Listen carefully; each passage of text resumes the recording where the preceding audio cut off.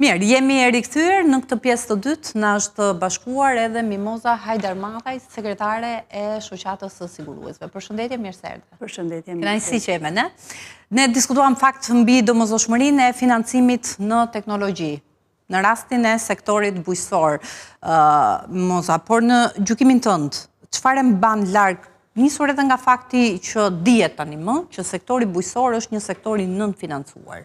Çfarë mban larg për të dalur tek ajo që në fakt është edhe një ndër arsyet, faktorët, pra mungesa e sigurimit të sektorit? Është e vërtet... Edhe si gjykon që duhet adresohet, po diskutojmë. Është e vërtet dhe ashtu siç në çdo sektor, nevoja për investime në teknologji kuptohet, jemi në vitin 2025, gjeneratat kanë ndryshuar, teknologjia është përmirësuar dhe si çdo sektor tjetër, edhe bujqësia duhet jetë ajo që hecën apo duhet të jetë në këtë lloj shine. Madje jemi shumë e vonesë ne si vend për sa i përket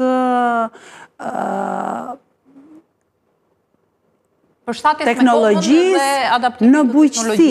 Pra, jemi një vend që në qoftë se nuk prodhojmë bujqësi dhe kemi dhe turizmin, çfarë na mbetet? Pra, Shqipëria nuk është se ka një industri, nuk është se ka investime apo diçka tjetër, dhe vëmendja e të gjithëve ne aktorëve, e qeverisë së pari dhe të gjithëve duhet t'i kthehet bujqësisë. Por ku jemi me bujqësinë? Jemi akoma me modelin i themi fermer, por është bujku, është fshatari që akoma është tek beli, të lopatat, të kosat, janë disa element të cilët janë shumë larg asaj që jo vetëm të krijoj të ardhura për vetë punësim apo familjare, aq më pak, pastaj të mbajë edhe një ekonomi e vendit.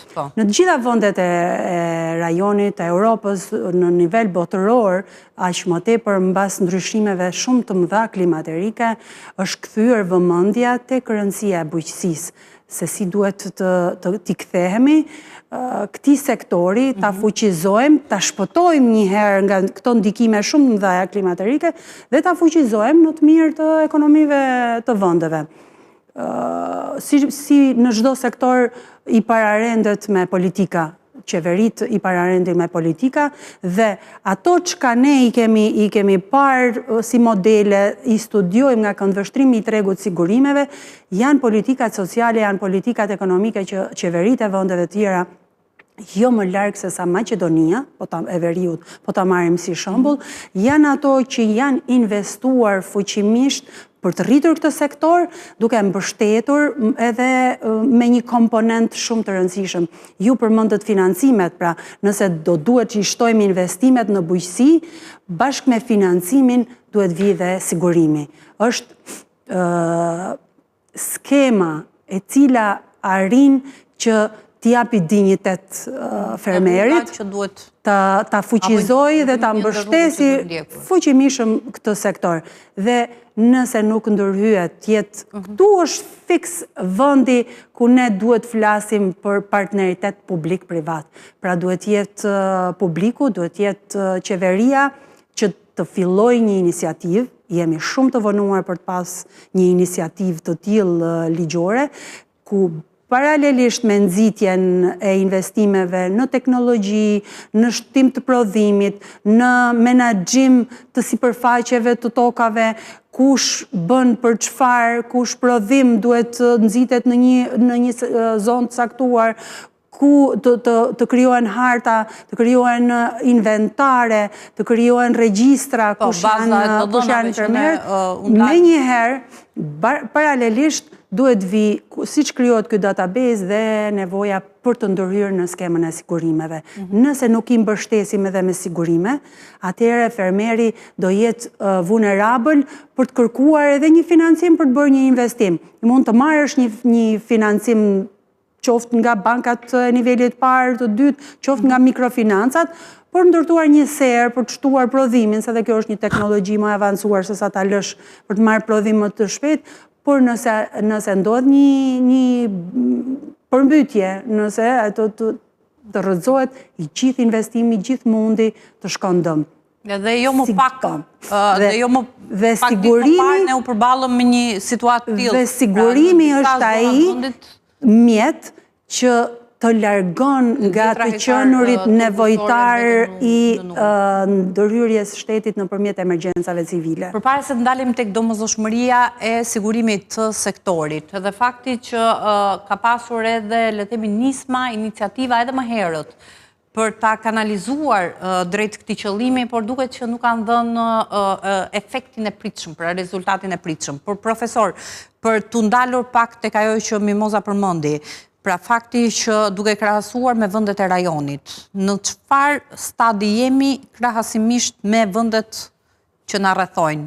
Malizi, Maqedonia e Veriut, por edhe Kosova, Greqia, do thash pak është më larg nesh, por ndër vendet e rajonit që i takojnë Ballkanit Perëndimor, përveç Greqisë, bujqësia në Shqipëri është një ndër sektorët kontribues më të fuqishëm se sa vendet e tjera të rajonit. Po që e bën këtë gjë pavarësisht e bën për shkak të historisë, të trashëgimisë që ne kemi pasur, pa mundësisë për të pasur sektor të tjerë, tani është rritur turizmi, po përgjithsisht bujqësia mbetet një ndër sektorët më kontribues në prodhimin bruto, që shkon deri 15, pak më shumë, pak më pak, tani me një trend relativisht rënës në këto vitet e fundit, i cili qëndron në vlerë 2 deri në 3 herë më shumë se sa vendet e tjera të rajonit. Pra, nëse ne shohim bujqësinë, ende është më rëndësishme në ekonominë shqiptare se sa vendet e tjera të rajonit, por nëse ne shohim mbështetjen për bujqësinë, ajo është e kundërta, është rreth 3 fish më shumë në vendet e tjera të rajonit se sa në Shqipëri. Pra sektori performon më mirë në Shqipëri, pavarësisht se mbështetja është më pak krahasimisht apo në raport me vendet e tjera të rajonit. Kjo sjell nevojën e ndërhyrjes.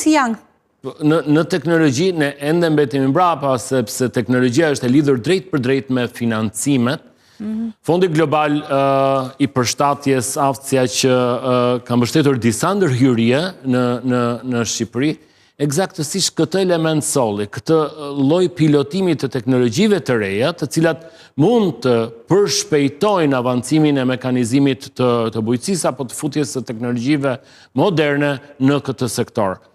Sikundër se thash, financimet dhe teknologjia shkojnë në përpjesësim të drejtë. Nuk mund të kemi teknologji pa pasur financime. Nëse ne financimet i kemi pasur deri më tani në nivele të ulta, rrjedhimisht edhe zhvillimi teknologjik apo avancimi i bujqësisë si një sektor prodhues, do të thoja, është i pakët edhe i mbetur mbrapa.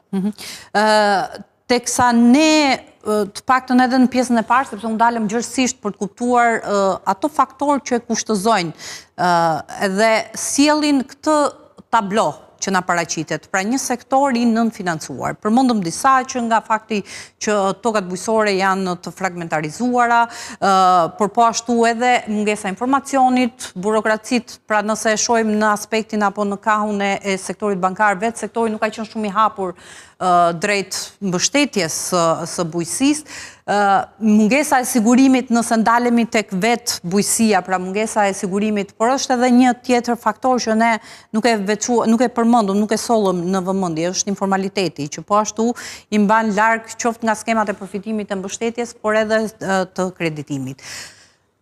Tek sigurimi i sektorit bujqësor, e dim që ka pasur nisma të më parshme. Madje në një intervistë që kam zhvilluar gati një vit më parë edhe me zëvendësministrin e bujqësisë, zotin Jaullari, ka vënë në duke që në 2024 do të niste pikërisht diskutimi për të krijuar një skemë e cila do të ishte efektive.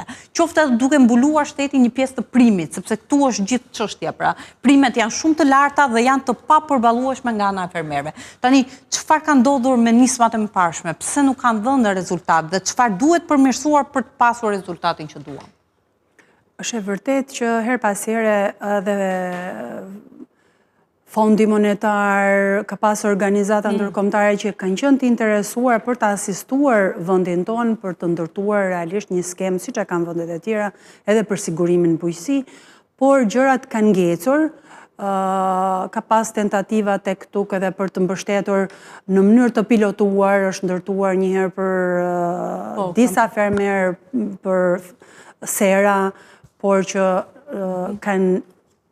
kanë dështuar, le të themi, edhe për shkak të mungesës angazhimit të gjitha aktorëve. Është një sektor i vështirë, është një sektor ndër sektorët më me shumë risk, le të themi, se në fundit sigurimet janë ato që marrin riskje përsipër për të dëmë shpërblyer në rast se ngjarja ndodh. Patjetër që qeverit, siç e thash edhe më herët, duhet jenë të angazhuara sepse janë ato që duhet marrin përsipër, të angazhohen për marrjen përsipër të një pjese siç ka 50, 60 deri në 70% primit, sepse duke qenë një skem që ka shumë pak të siguruar edhe primi dhe risk. Ka të dhëna? Nuk ka shumë të dhëna, sepse nuk regjistrohen dhe kompanitë e sigurimit për hir të vërtetës nuk kanë interes të marrin përsipër aq shumë risk kur është risk i garantuar, është i sigurt që ndodh, për shembull përmbytjet, apo kemi këto rastet edhe thatësirat, zjarret, pra varet, ka disa lloj produktesh që duhet të zhvillohen paralelisht në rast se qeveria ndërhyn me marrjen përsipër të primit sigurimit. Tregu i sigurimit ka edhe probleme, të jemi të sinqertë edhe me ekspertizën, se duhet të krijohet një kast vlerësuesish. Në rast se dëmet ndodhin, disa vlerësues, siç janë vlerësuesit në rastet në ndërtim, vlerësuesit e pasurive, dhe këtu duhet ketë me profil agronom, se sa është... Pra ka edhe mundësi, le të themi? Pra në nivel aktuaristik, por për bujqësinë. Kështu që së fundmi, ne jemi vënë dieni që qeveria ka një nisëm, madje në një tryezë që zhvilluam të përbashkët, shoqatat bashkë me Rekun, përfaqësuesja e AZBR-s e citoi që po punohet për një projekt ligj, dhe në dijenin time qeveria po përpiqet të marrë modelin e turk të sigurimit në bujqësi, është skema Tasim. Në këndvështrimin ton, ajo është një skem pozitive, është ndër skemat më suksesshme që ne kemi studiuar.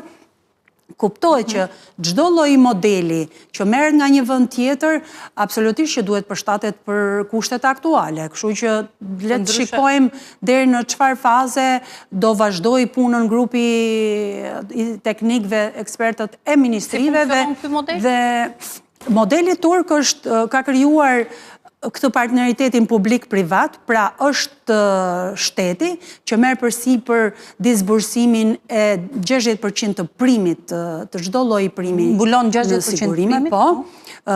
Kompanitë e sigurimit krijojnë një fond, që është fond menaxhohet, është i përbashkët dhe kanë hyrë në lojë dhe risiguruesit. Pra, të gjitha kompanitë e sigurimit kanë krijuar këtë fondin që menaxhon dëmet në bujqësi, me një vlerë të caktuar sa ato mbajnë, kuptohet është autoriteti mbikëqyrjes, në rastin ton do jetë AMF-ja ajo që do përcaktoj sa tregu joni i brendshëm i sigurimeve mban, le të themi deri tani deri në 2 milion euro mban tregu joni i sigurimeve, do jetë e nevojshme me aq sa kemi parë dëmet e viteve të fundit të kemi risigurues të fuqishëm për të marrë përsipër, ndërkohë shteti është ai që kompenson për llogari të gjithë fermerëve një pjesë të primit. Kjo do duhet të jetë një skem vullnetare, jo si rasti i sigurimit të banesave nga tërmeti që duhet jetë me detyrim, se që të krijohet një skem shumë më masive, në mënyrë që në fakt dhe fermeri duhet edukohet që duhet regjistrohet në këtë fondin, në këtë skemën e sigurimit në bujqësi, mbasi të jetë regjistruar, normalisht është formalizuar me këtë rast, shteti i kompenson ministrit përkatëse AZBR-ja apo Ministria e Bujqësisë dhe Zhvillimit Rural, i kompenson me njëherë primin dhe ai detyrohet të paguaj ato 40% apo 30% në mënyrë që nga viti në vit skemat fuqizohet, se kuptohet vitin e parë do jetë një skem e pilotuar. Patjetër që duhet pilotohen edhe disa qarqe, jo i gjithë vendi, që të rritet dhe ndërgjegjësimi dhe informimi pra për benefitet reale të sigurimeve. Në momentin që ndodh dëmi, menjëherë autoritetet janë ato që kontrollojnë disbursimin deri në fund të gjithë vlerës së dëmeve që janë shkaktuar të siguruarit. Kështu që është një partneritet publik-privat duke krijuar një fond të përbashkët, duke pas edhe risigurues dhe duke qenë kontributor edhe fermerët vetë. Edhe fermerët vetë. Profesor, sa efektiv mund të rezultoj ky model edhe më e qëndësishmja, sa mund të përqafohet nga fermerët? Duke qënë se Moza insiston që nuk duhet jetë i detyrueshëm, por duhet jetë vullnetar. Unë gjykoj se ka një ndërgjegjësim në rritje, ndonë se me hapa të ngadalshëm drejt sigurimit të pronës, jetës, pse jo dhe në bujqësi do të vi në një fazë tjetër, elementi i edukimit të popullatës në përgjithësi do të thoja unë, por edhe i vetë institucioneve financiare. Unë do të përmend një element i cili ka dalë nga diskutimi më i gjerë tani, që ndihmon siguruesit, është databaza e rreziqeve kombëtare në bujqësi, ku ne në nivel kombëtar kemi duhet të kemi të përcaktuara cilët janë zonat dhe cilët janë rreziqet për secilën zonë. Greqia e kishte bërë këtë për zjarret, sepse ishte edhe një lloj parandalimi, le themi, i situatave që mund të shkaktohen nga zjarret dhe pasoja që mund të sjellin. Edhe Shqipëria ka hartuar... Por edhe masat që ndërmerren më pas. Edhe Shqipëria ka hartuar strategjinë e mbrojtjes ndaj rreziqeve natyrore në vitin 2023, ku përcaktohen 7 rreziqe bazë natyrore për vendin, nga të cilat 5 janë të lidhura me klimën, ku bëjnë pjesë përmbytjet, zjarret, thatësirat, po mund të ketë edhe aksidente industriale, të cilat për shkak të temperaturave të larta apo përmbytjeve mund të kenë ndotje masive e tjerë. Pra, 7 janë në total, 5 prej cilave janë të lidhur me klimën. Megjithatë, një diferencim të rrezikeve për bujqësinë në territore që do të ndihmonte më pas për caktimin me saktësi edhe të primit në bazë të rrezikut që kanë fermat të caktuara, kjo mungon. Nëse ne do të kishim një databazë të tillë të ardhur deri në nivelin e fermës, do të ishte shumë e kollajt për siguruesit për të përcaktuar sa është risku dhe sa mund të jetë primi.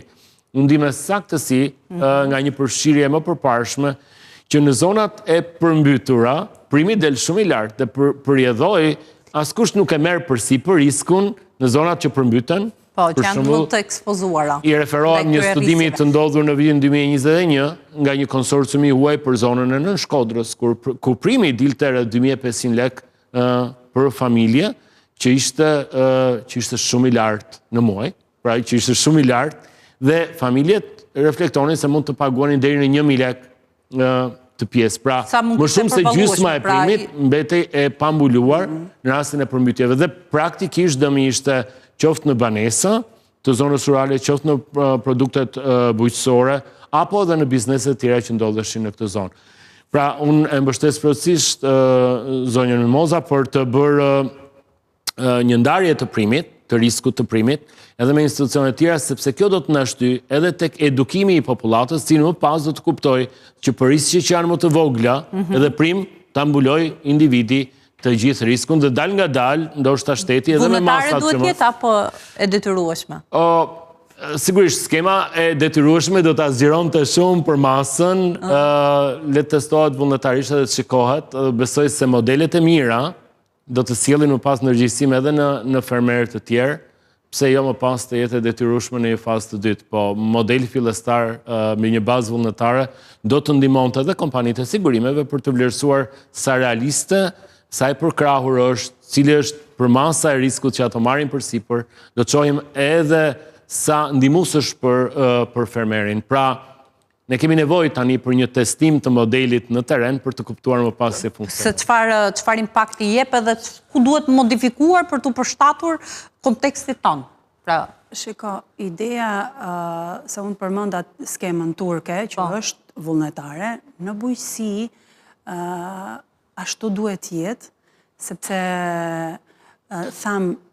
kemi probleme formalizimi, kemi probleme edhe probleme që nuk e kanë zanafillun tek vetë fermeri. Kështu që kështu i nxit avash, duke u shpjeguar dhe duke kuptuar edhe ata vetë se sa e rëndësishme është kur e përmenda në fillim, në fakt është një postulat që sigurimet t'japin dinjitet. Pra ti nuk do rish me syt nga qeveria kur ajo të vitë të kompensoj, ose të ndodhi i dëmi në borrin e shtëpisë tënde dhe ti të fillosh të fajsosh ose të presësh nga qeveria që për hir të vërtetës kemi rastin e tërmetit, akoma ke njerëz që s'janë dëmshpërblyer, nuk janë, s'kan hyrë brenda, s'kan marrë çelsat e atyre apartamenteve që pretendoi nga rindërtimi.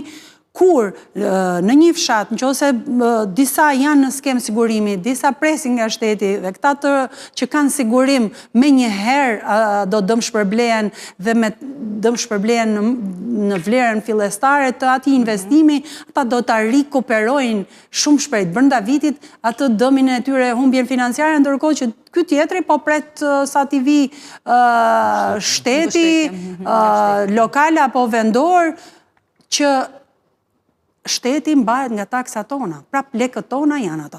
Në këtë rast, duke pilotuar, duke rritur ndërgjegjësimin, absolutisht që do ta kuptojnë vetë rëndësinë, kur shteti po zbërson 60-70%, ti këtë vlerë e ke shumë më mirë ta paguash vetë dhe të garantosh nëse ndodh humbjet tua financiare. Për ndryshe do rish të presësh dhe ky shtet me kaq të ardhura sa kemi ne do duhet vendosi, do dëmshpërblej këta fermerë apo me ato të ardhura të emergjencave civile do marrin masa për parandalim, se ne po ngelim gjithë skema e parandalimit, çdo vend i botës merr masa që të mos ndodhi ngjarja. Këtu te ne as nuk pastrohen kanalet, as nuk merren masa që të mos ketë zjarr deri masiv. Ndoshta në vlerësimet edhe të institucioneve ndërkombëtare, po do duheshin një fond, unë do thosha 100 milion euro, po ndoshta edhe më shumë, ndërhyrje në vit, pikërisht për të minimizuar pasojat nga ndryshimet klimatike në vendin tonë. Është shumë e madhe për masa financiare e ndikimit ndryshimeve klimatike është ndonjëherë e frikshme, sepse ne po shohim vetëm njërin sektor, po ndërkohë për masa mund të jetë e shtrirë në sektorë të ndryshëm. Si kundërse dhe kundërta, mbështetja për bujqësinë do të ketë një ndikim pozitiv edhe në sektorët e tjerë. Mbështetja dhe avancimi i bujqësisë do të ketë është mbështetje drejt për drejt mbi turizmin, sepse lidhet me ushqimin, lidhet me zhvillimin e turizmit, duhet jetë e tillë fakt. Duhet jetë, po nuk është se ka një sinergji, le të themi, paktën në nivele optimale. Prandaj nuk duhet parë si humbje, duhet parë si ndoshta përfitim se shmangim një problem apo se ndoshta përshpejtojmë zhvillimin e sektorit i cili më pas mund të jetë një siguri dhe qëndrueshmëri për ekonominë e vendit. Ushqimi është një ndër elementet i cili lidhet drejt për drejt me sigurinë. Në momentet kur çmimet në tregun global për produkte të caktuara, siç për shembull drithrat, sheqeri, vaji etj, rriten menjëherë ti shikon një lëkundje në tregun kombëtar me rritje çmimesh, me një lloj pasigurie, që sa më shumë ne zhvillojmë bujqësinë në nivelin e vendit tonë, në nivelin e fermave të vogla të vendit tonë, për një popullsi kaq sa jemi, 2.4 milion njerëz, përfshi dhe turistët tani që vinë, nuk është për masë shumë e madhe. Pra mundet që ne, një pjesë të nevojave që kemi, mund t'i mbulojmë anë të kësaj. Pra duhet parë edhe në perspektivën afatgjatë se rrit qëndrueshmërinë e ekonomisë së vendit për te jetë bujqësisë dhe për te jetë vendeve të punës që ky sektor siguron. E qartë. Ndërkohë, domosdoshmëria, sepse jemi në fund, domosdoshmëria për të pasur një vlerësim paraprak, pra një bazë të dhënash për të kuptuar se cilat zona preken nga faktori ndryshimeve klimatike, për të përcaktuar edhe nivelin e riskut. Sa e domosdoshme është në përcaktimin e primit, në nivelin e primit, edhe në mënyrën se si do të aplikohet. Pra domosdoshmëria për ta... Absolutisht, madje skema turke, që në dijenin time qeveria pa punon për të, Ministria e Bujqësisë, ka të parashikuar edhe këtë fazën, do implementojmë skemën e atyre, si është skema e vlerësimit riskut, e menaxhimit, pastaj dhe sa do dali vlera primit, por edhe trajnimeve të ekspertve. Pra paralelisht do duhet të krijohet i gjithë. Pra skema nuk është e shkëputur, që shiko se primi do dali kaq merr qeveria, kaq duhet paguaj fermeri, kaq duhet jetë fondi. Nuk është e unifikuar, pra është e gjitha duhet të adaptohet duke ndërtu një strategji kombëtare të vlerësimit, se si ku janë risqet më të mëdhaja, të çfarë natyre janë ato, dhe masat parandaluse, pastaj edhe trajnimi i ekspertëve që do merren me vlerësimin që të kalkulohet një prim real. Deri tani. Deri tani, çuditërisht, kjo është një emet shumë e madhe e gjitha ministrive, që sa herë ndërmarrin nisma ligjore, draftojnë nisma ligjore, sektorët që preken, palët e interesit, i lënë në fund për t'i konsultuar, madje edhe në fund, mbasi është lançuar nisma, dhe nëse çojmë disa mendime, nuk e dim ku përfundojnë dhe a merren parasysh apo s'merren parasysh. E mira do ishte që sapo nis një nisëm që keni pasur ndaj nismës për sigurimin e banesave. Unë shpresoj që të mos jetë e njëjta, mos gjendeni para faktit të kryer. Unë shpresoj shumë që pranojeni ose jo, duhet ta zbatoni. Se tregu janë ka ekspert shumë të mirë për sigurimet, duhen bërë pjesë e nuk po e bëj për reklam, por realisht sepse një pjesë janë edhe me aksioner të huaj, pra ne të gjithë ekspertiza e vendeve të rëndësishme europiane ka ardhur në Shqipëri, të njëjtën ne kemi transpozuar, kemi produktet copy-paste që janë në vendet europiane, vetëm ta bëj pjesë, mos na lënë brabadere. Tani, profesor, tek ajo pyetja që parashtrova, le themi, në mbyllje të pjesës parë, kur do arrim ne që të kemi, sa e mundur është që të kemi një bujësi të digitalizuar, që mbështet jetë mekanizuar, thuaj se digitalizim ne jemi akoma mekanizim si smart, por si e shikoni, sa afër, sa larg? Unë tentoj të jem optimist për këtë gjë. Gota gjysmë plot. Sepse zhvillimet e tanishme janë aq të shpejta sa ne nuk mund të parashikojmë për te disa viteve. Për shkak të globalizimit, për shkak të lehtësive që kanë ardhur në format të ndryshme të digitalizimit, për shkak të mundësisë që edhe fermerët tanë, po edhe kapacitetet tjera njerëzore kanë duke aksesuar qoftë tregun europian për të parë praktika të mira në vendet fqinja apo edhe më larg. Të gjitha parametrat janë këtu, mundësit janë, kërkon një prioritizim më të mirë dhe më të qartë si strategji të zhvillimit të sektorit nga ana institucioneve dhe nga ana e politikës, e politikbërjes në Shqipëri, për t'i dhënë një shtytje të shpejtë. Nuk gjykoj se koha do t'jetë e largët, ku me dëshirë apo pa dëshirë, ne do t'jemi në një bujqësi më të mirë dhe më moderne. Pak për humor, po dy panorama duhet ja u përshkruaj. Një panoram në anën këtej të kufirit, me Kosovën, po themi po e marrë Tropojen, dhe një panoram në fushat e Kosovës. Këtej akoma i shef duke vënë barin ato mullarin, modelin kështu të para 100 vjetëve, apo duke punuar tokën me vegla bujësore, në Kosovë i ketë automatizuara. Pra punojnë me traktor, është ajo makina e barit që e preson, edhe nuk dëmtohet, është për të ardhur gjëna niveli i investimeve në bujqësi. Mirë. Do sa kërkojmë të mbetemi autentik, mos i humbasim to monumentet që krijohen. E traditës së bujqësisë. E traditës së bujqësisë. Mirë, unë ju falenderoj, shumë kënaqësi që u kisha. Faleminderit Moza për prezencën. Dhe gjithë kalvarin e vuajtjeve që tu desh të kaloje sot për të mbërritur në kohën e emision për shkak të edhe të trafikut. Faleminderit profesor. Kënaqësi prezenca juaj, faleminderit edhe ju që na ndoqët, kemi mbërritur në fund të emisionit edhe për sot. Takimi i radhës është nesër në orën 16:00, deri atëherë kaloni sa më mirë.